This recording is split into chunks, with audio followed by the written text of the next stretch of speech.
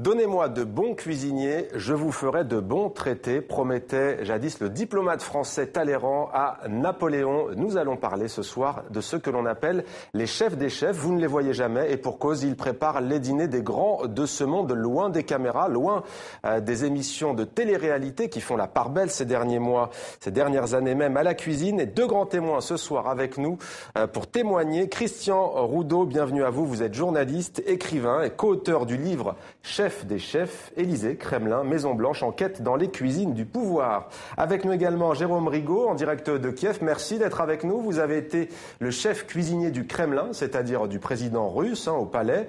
Vous avez monté en Ukraine, où vous êtes donc en ce moment un grand complexe basé sur la santé et le bien-être qui devrait bientôt ouvrir ses portes. Alors avant de vous entendre tous les deux, je vous propose de nous pencher sur la question d'emblée. Quel est l'enjeu de la gastronomie pour les présidents ? Eh bien, notre partenaire France 2 s'est posé la question il y a quelques semaines. C'était au moment de la retraite du chef cuisinier de l'Élysée, Bernard Vaution. Reportage. Le dernier coup d'œil du chef. Cela faisait 40 ans qu'il débutait sa journée de la même façon, en inspectant les produits. Les cèpes sont magnifiques. Voilà. Et à nous de juger en même temps, à chaque livraison de tous les matins, que tous les produits soient beaux, parce qu'il me semble évident qu'on sert quand même le président de la République. Au menu de l'ultime déjeuner signé Bernard Vaution, un tête-à-tête privé pour le président, fraîcheur de crabe céleri et filet de bœuf champignon. Loin, très loin, des banquets élyséens des années 1900 où l'on passait 3 heures à table pour déguster parmi 15 plats de la galantine de pain truffé ou des cuisseaux de reine. Parfois le menu désarçonnait. Lorsque la reine d'Angleterre est venue pour la première fois à l'Élysée, et le Royaume-Uni durait toujours. Elle a dû se faire expliquer que le hérisson périgourdin était en fait une préparation au foie gras. Cuisine riche, repas interminables. Avec De Gaulle, tout changera. La Ve République, c'est un nouveau régime, là aussi. Le général introduit quelque chose d'extraordinaire par rapport au passé. Pas plus d'1 heure à table. Et il commence par faire supprimer le fromage parce que ça s'éternise et il ne faut pas faire ça. Chaque président a sa préférence. Pompidou réintroduit les fromages d'Auvergne, sa région. Mitterrand fait régulièrement servir huîtres et crustacés. Chirac a un faible pour les escargots. Il aime beaucoup les escargots, mais je ne veux pas qu'on lui en donne quand même tous les dimanches, monsieur Normand. Madame, j'essaye des fois de ne pas en mettre, et puis c'est lui qui les demande. L'autre grand défi pour les chefs cuisiniers est d'honorer les chefs d'État en visite officielle. C'est la gastrodiplomatie avec un spectre, ce qu'ils redoutent tous, la faute de goût, presque aussi grave qu'une faute diplomatique. Nous avons à l'intérieur du club des chefs ce que nous appelons le téléphone bleu, c'est-à-dire que quand un chef d'État vient en France, le chef de l'Élysée appelle son collègue et pour prendre des renseignements. Escargots, grenouilles en général ne sont pas servis parce que c'est quand même quelque chose de typiquement français. En revanche, des spécialités bien françaises sont recherchées par certains. L'amitié franco-allemande, par exemple, y a peut-être gagné beaucoup. Gerhard Schröder notamment, qui connaissait assez bien ce qu'il y avait dans la cave de l'Élysée et qui, grâce à ses bonnes relations avec Jacques Chirac, ne manquait pas de lui dire que ça lui ferait plaisir d'avoir un grand sauterne. Des bouteilles pouvant atteindre 10 000 euros pièce. Aujourd'hui, la consigne est de ne servir ni truffes ni homards, crise oblige. Mais la table doit rester prestigieuse car les présidents sont convaincus. La gastronomie, c'est la France. Christian Roudeau, pas facile ce job des chefs. Des chefs, qui sont-ils exactement ? Quelles doivent être leurs qualités ? La discrétion, tout d'abord. Bien évidemment, ce sont des cuisiniers de très haut vol, mais effectivement, ils doivent faire attention à ce qu'ils disent, ne pas être trop présents dans les médias, parce que leur patron n'apprécierait pas trop que l'on trahisse les petits secrets. Ils doivent aussi avoir des nerfs d'acier, parce que contrairement au privé où on peut aménager le temps, le timing pour les dîners d'État, pour les réceptions officielles est essentiel. Et c'est ce qu'on montre dans notre livre. Il y a des cas où, franchement, on a des sueurs froides au fourneau quand on est chef de chef. Alors je me tourne vers vous à Kiev, Jérôme Rigaud. Alors peut-être trahir un petit secret, quel est le plat préféré de Vladimir Poutine ? Ça c'est difficile à dire, ça fait partie des secrets qu'on a. Sachant en plus que moi j'ai été cuisiné pendant 3 ans du Kremlin et c'était sous l'ère de M. Medvedev. J'ai aussi fait à manger à M. Poutine. Mais bon, c'est des plats secrets parce que sinon on leur servirait toujours la même chose. Alors Dmitri Medvedev n'est plus au pouvoir, dites-nous. Enfin, il est Premier ministre, hein ? Oui, c'est le Premier ministre. Mais bon, ce que je peux vous dire, c'est que M. Medvedev aimait beaucoup plus le poisson et M. Poutine un peu plus la viande. Voilà, c'était un grand plaisir pour moi de travailler avec M. Medvedev, qui était vraiment gastronome, qui posait des questions sur ce qu'il mangeait, sur ce qu'il buvait, etc., et qui était prêt à découvrir pas mal de choses nouvelles. Alors, une question sur les contrôles de sécurité. On imagine que c'est drastique. Quelles sont-elles? Est-ce qu'il y a, par exemple, des goûteurs? Il n'y a pas vraiment, on ne peut pas appeler ça des goûteurs. C'est comme dans la majorité des présidences.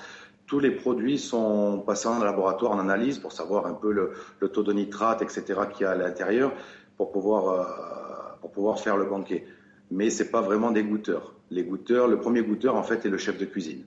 Alors, Christian Roudeau, je donnais tout à l'heure cette phrase de Talleyrand. Très franchement, est-ce qu'il y a un pouvoir de la table dans la diplomatie? C'est pas ça qui fait signer un traité, quand même, si? C'est pas ça qui fait signer un traité, c'est pas ça qui va permettre d'arrêter une guerre, bien évidemment, mais ça permet un contexte favorable. Ce sont des hommes de pouvoir, mais ce sont des hommes. Et si vous invitez quelqu'un chez vous, si vous voulez aussi signer un contrat d'affaires, par exemple, vous faites en sorte que les conditions soient réunies. Et je pense que les cuisiniers du pouvoir ont ce rôle de mettre un peu d'huile dans les rouages diplomatiques. Est-ce qu'on les briefe pour ça?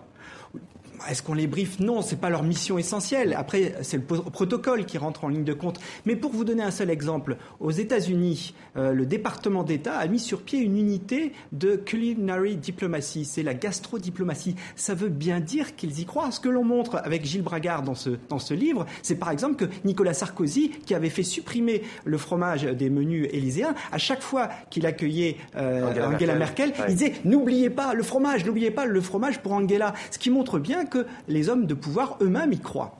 Alors, il y a des anecdotes assez stupéfiantes. Alors, on apprend d'abord que les chefs d'État eux-mêmes regrettent parfois d'avoir dit le plat qu'ils préféraient, notamment Jacques Chirac qui n'en peut plus de la tête de veau. Il y a également le président Nicolas Sarkozy qui lui raffole des asperges et des escalopes milanaises et qui dit j'y ai droit finalement à chaque fois. Avec Angela Merkel. Et d'ailleurs, François Hollande a aussi droit aux asperges, lui, un jour, et il est un peu déchanté. Oui, alors ça, c'était un impair, si vous voulez. C'était le fameux jour où... tout de suite après son investiture, il s'est envolé vers Berlin où il a été accueilli par Angela Merkel. Et visiblement, ce que les chefs appellent entre eux le téléphone bleu n'a pas totalement fonctionné et donc le chef allemand ne savait pas que François Hollande détestait les asperges. Alors évidemment, c'est un peu le rôle du protocole aussi de savoir qui aime quoi, mais ça doit rester secret justement pour éviter un peu, si j'ose dire, ce comique de répétition. Alors Jérôme, je me tourne vers vous, Jérôme Rigaud. Est-ce que vous avez une anecdote particulière à nous raconter, quelque chose qui s'est bien passé ou plutôt vraiment pas bien du tout? On en a raconté pas mal dans le livre. Ce que moi j'ai eu à faire, en fait, c'était surtout un problème de four. On se rend compte après, mais vraiment après le banquet, que ça aurait pu être dramatique. Comme on disait, on a quand même un temps limite pour servir. C'est pas un restaurant où on peut venir s'excuser à la fin parce qu'on a loupé un plat et puis en fait offrir une coupe de champagne ou un dessert. Là, les gens sont invités par le président. On a un temps limite qui est de 40 minutes pour servir entre 5 et 6 plats par personne. Donc le moindre petit problème à l'intérieur peut avoir de gros effets. Donc moi, j'ai eu ce problème-là sur Sochi à la résidence du président. Heureusement, on avait un deuxième four à l'époque et on essaye de gagner du temps un peu à droite à gauche sur le débarrassage, sur un espèce de trou normand, etc. Mais au final, c'est comme un match. Au final, il faut gagner le match, quoi. Alors, est-ce que vous aviez, vous, à titre personnel, des préférences, des dirigeants que vous préfériez recevoir? Non, parce que déjà, premièrement, je fais pas de politique. Et après, il faut savoir que, comme le disait Christian, on reçoit un fax du président qui va venir. Derrière le protocole. Jérôme Rigaud, nous a quittés, on le retrouvera peut-être dans un instant. Bien entendu, ce n'est pas la question politique, mais j'apprends dans votre livre que la reine d'Angleterre, c'est en gros, finalement, celle qui est la plus impressionnante, en tout cas celle sur laquelle on va vraiment redoubler peut-être d'efforts.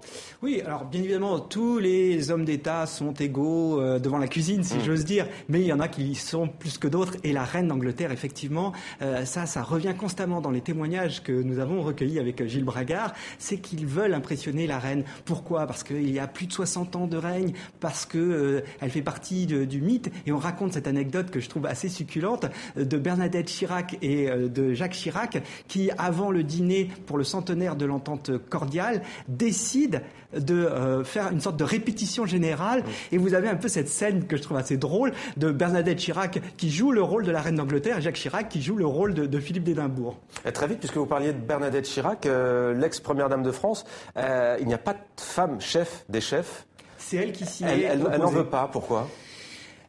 Elle pensait, c'est ce qu'elle avait dit au prédécesseur de Bernard Vaution, Joël Normand, que ça crée des problèmes. On ne sait pas quel problème elle avait en tête. Bernadette Chirac qui voit des problèmes. Mais c'est quelque chose qu'ils essayent de rectifier maintenant. Petit à petit. Oui.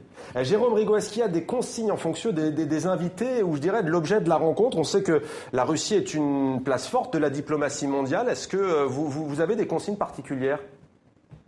J'avais certaines consignes, c'est-à-dire que suivant le président qui venait et suivant le banquet qu'on devait faire, M. Medvedev nous disait est-ce qu'il fallait faire un banquet plus ou moins russe ou si c'était un président s'adapter un peu, s'imprégner de son style de vie, de sa cuisine. Donc oui, on avait quand même des directives imposées à la base. Est-ce que vous avez un stress particulier ? Dans le livre est évoqué ce passage terrible où le chef cuisinier rate finalement les escalopes de foie gras finalement, qui se liquéfient littéralement. Vous nous avez parlé de votre problème de four. Comment vous gérez ce stress, vous ? J'ai la chance d'être un peu un tempérament cool à la base, donc je pense que c'est surtout pour ça que j'ai eu cette place-là. Mais bon, à la fin d'un banquet, c'est comme si on avait fait 2 ou 3 matchs de rugby. On est vidé, lessivé. Le stress est permanent, oui, tout à fait. Des dîners à haut risque, vous diriez de même, Christian ? Oui, tout à fait. Là, vous faites allusion à ce foie gras qui s'était liquéfié. C'était un déjeuner privé entre François Mitterrand et Charles Trenet. Ouais. Et là, il n'y avait pas de la joie, quoi. Voilà, il n'y avait pas de la joie. Et je peux vous dire que François Mitterrand, qui était quand même il était dur avec les chefs des chefs. Il était très dur, très difficile. L'effet de la maladie faisait aussi qu'il était particulièrement capricieux, osons le terme. Et là, vraiment, le chef de l'Élysée de l'époque nous a dit qu'il a cru qu'il allait perdre sa toque et qu'il allait être renvoyé à cause de ce foie gras déliquescent. Ce qui n'a pas été le cas. Ce qui n'a pas été le cas. Finalement, François Mitterrand a calmé sa colère. Alors Jérôme Rigaud, ce soir, est-ce que vous allez à titre personnel cuisiner pour les réveillons du jour de l'an ? Ou en tout cas, si ce n'est pas le cas, qu'est-ce que vous nous conseilleriez ? Donc ce soir, en fait, j'ai la chance, notre complexe n'est pas ouvert, donc on va ouvrir en début janvier. Donc je suis off ce soir et je vais pouvoir profiter un peu de la soirée du jour de l'an, ce qui est très rare pour un chef de cuisine. Après, en produit que je pourrais conseiller, c'est un peu ce que tout le monde fait, tout ce qui est foie gras, saumon fumé. Pour ceux qui ont la chance de pouvoir un peu de caviar. Bon, moi j'ai travaillé 9 ans en Russie, donc c'est un peu normal que je parle du caviar. Tout ce qui est poisson, moi j'adore bien le turbo. Bon, on va suivre vos conseils. Les poissonneries sont encore ouvertes à l'heure qu'il est à Paris. Merci beaucoup, Jérôme Rigaud. Et pour nous, Christian, ce sera quoi ? Poisson pané ? Non, on va essayer de faire un peu mieux. Oh non, on va quand vous même cuisinez un peu ? Oui, un petit peu. Ça vous a donné envie ? Oui, ça m'a donné l'envie. Mais ce que je voudrais dire vraiment, ce qui est important, et à travers ce que dit Jérôme, c'est que la première table du pays est aussi une excellente vitrine pour la gastronomie nationale. Belle conclusion. Merci à vous, Jérôme Rigaud. Merci, Christian Roudeau, d'avoir témoigné sur TV5 Monde.